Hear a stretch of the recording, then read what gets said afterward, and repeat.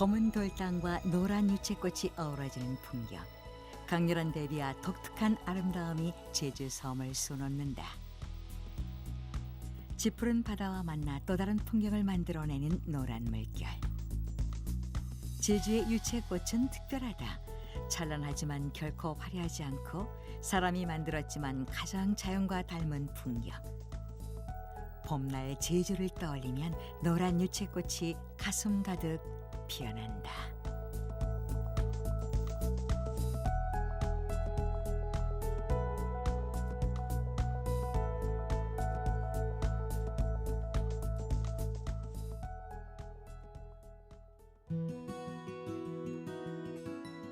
아직 바람이 쌀쌀한 2월, 우영밭에는 푸릇푸릇한 잎들이 풍성하게 올라왔다.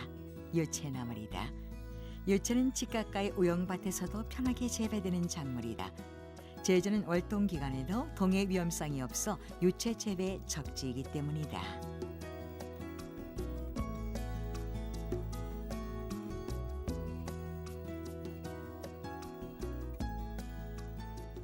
겨우내 유채밭에서는 나무를 수확하는 손길이 바쁘다. 추운 겨울 몰아치는 한파를 이겨내고 자라난 유채 어린 싹이 유채나물이다. 12월부터 이듬해 3, 4월까지 나무를 수확하고 이후에 꽃과 열매까지 활용하는 버릴 게 없는 작물이다. 처음에 씨를 뿌려서 갈면은 이 정도 되면 나물로 좋고 한번 채취해 난 다음에 자라면 다시 꽃이 핍니다.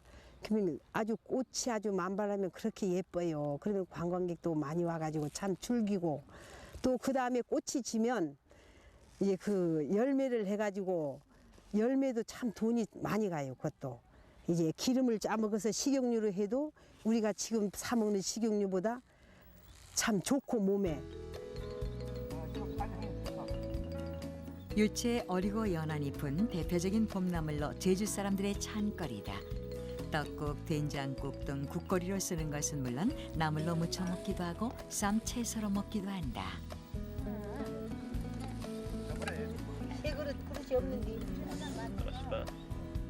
추운 겨울 봄 소식을 전해주는 유채나물은 비타민과 칼륨, 철 등 무기질이 풍부해 겨울에 부족한 영양소를 보충하는 데 더없이 좋다.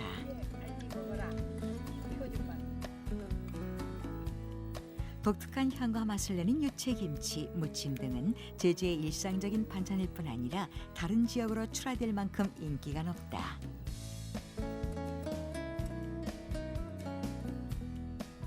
이게 잔치집이든 식당이든 뭐 어디를 가든 간에 이거 안 들어가는 음식이 없어요. 이게 전부 나물로 다 들어갑니다. 생차건 나물 미치건 전을 부쳤건 전부 이거 들어가요. 육지 사람들이 대구, 부산, 서울 전부 각처로 다 나갑니다. 이게 아주 대구는 특히 더 먼저 찾아요. 이게 나물을. 그래서 우리가 이제까지 하는데 이게 전혀 인기가 없으면 30년 넘도록 어떻게 이걸 합니까? 추운 겨울에 싹을 피우기에 농약을 줄 필요가 없는 유채나물은 저절로 무농약 채소다. 때문에 현대인들에게 웰빙 채소로 알려지면서 최근 나물을 얻기 위한 작물로 각광받고 있다. 예전부터 노동력도 덜 들어 겨울철 쉬는 땅에 재배하곤 했던 유채는 원래 나물보다 식용유 대용의 값싼 기름을 얻기 위한 작물이었다.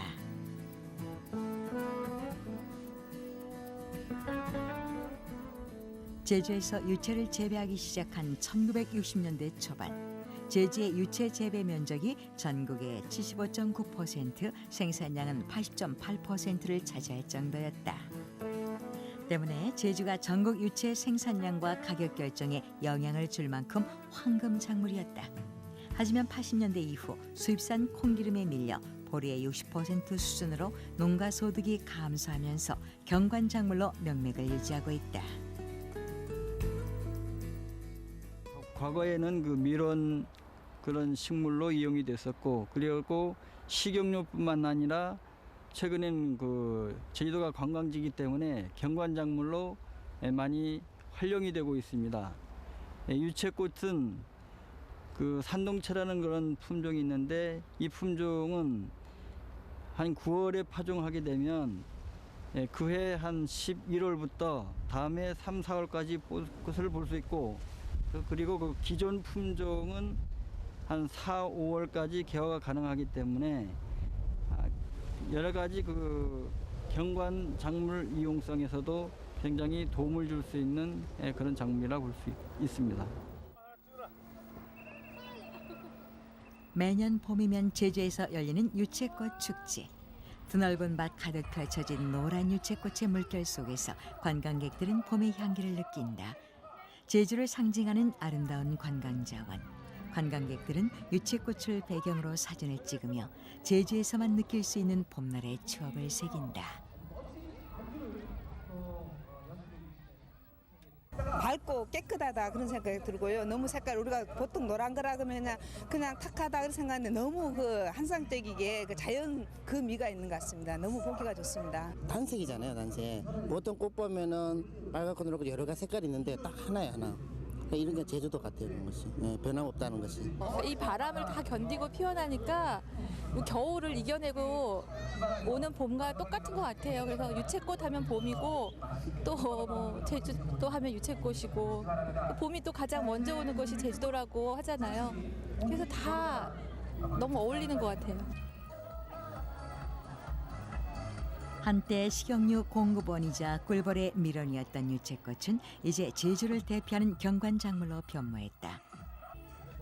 농가 소득이 감소하면서 유채를 재배하는 농가가 급속하게 줄어들었고 봄철 관광 자원화를 위한 최소의 재배 면적을 유지하는 수준이다. 하지만 유채꽃 하면 먼저 제주를 떠올릴 만큼 특별한 제주의 상징이다. 제주 섬을 물들인 유채꽃 풍경은 제주에서만 볼 수 있는 아름다운 풍경과 추억으로 그 가치가 높다.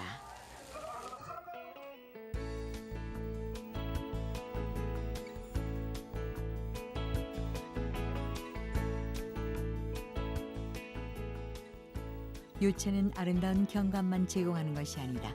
꽃이 지면 유채씨가 탐스럽게 열린다. 한때 유채씨에서 짜낸 기름은 비싼 콩 식용유를 대체하는 유용한 상품이었다. 그 기름이 최근 새로운 환경 자원으로 떠오르며 가치가 새롭게 부각되고 있다. 까만 유채씨에서 짜낸 기름을 대체 에너지인 바이오 디젤 원료로 활용하는 것이다.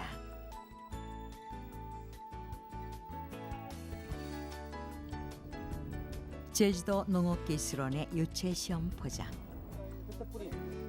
다양한 유채 품종들이 자라는 가운데 바이오 디젤 원료로 가장 각광받고 있는 유채 품종이 있다.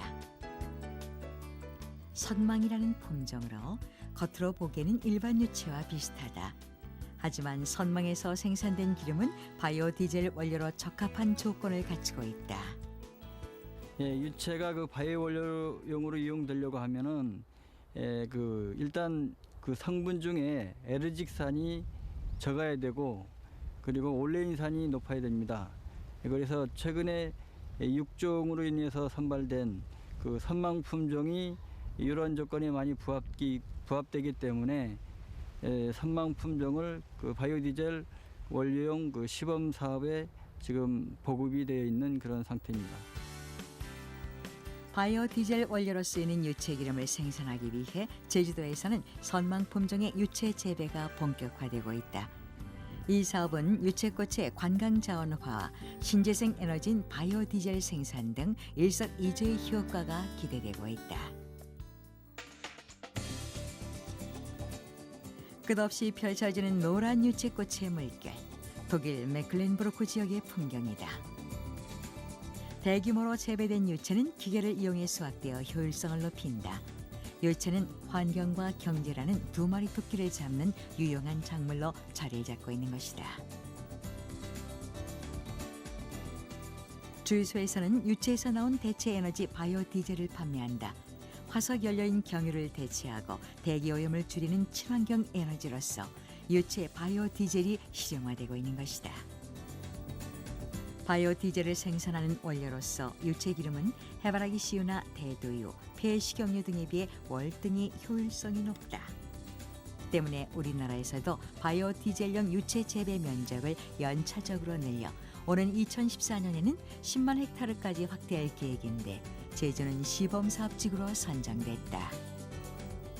저희 제주시에서는 그 농林수산식품부에서 07년도부터 09년도까지 3년간 시범 사업으로 지정을 받아가지고 바이오 디젤용 유체를 생산하게 되어 있습니다. 그래서 바이오 디젤용 유체는 유체 개발 효과로는 그 우선 그 경관 보존 효과가 있어가지고 관광 수입 증대 효과를 볼 수 있겠고요.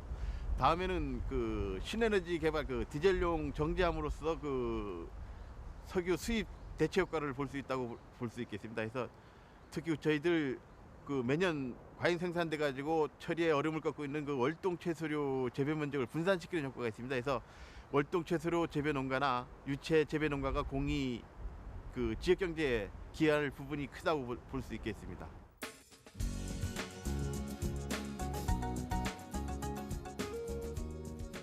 차가운 겨울바람 속에서도 푸른 기운을 잃지 않고 부드럽고 알찬 나물로 가장 먼저 봄 소식을 전해주는 제주의 유채. 잎부터 꽃, 열매에 이르기까지 못 하나 버릴 것이 없는 보배로운 작물이다. 제주는 유채의 고장이며 노란 유채는 제주를 대표하는 상징이다. 제주를 떠올리면 유채꽃이 전하는 봄의 향기가 코끝에 퍼져간다. 단순한 경관 작물이 아닌 농업과 관광, 환경을 지키는 바이오 에너지로서 유채의 가치를 새롭게 바라보고 제2의 유채꽃 프로젝트를 세워야 할 때다.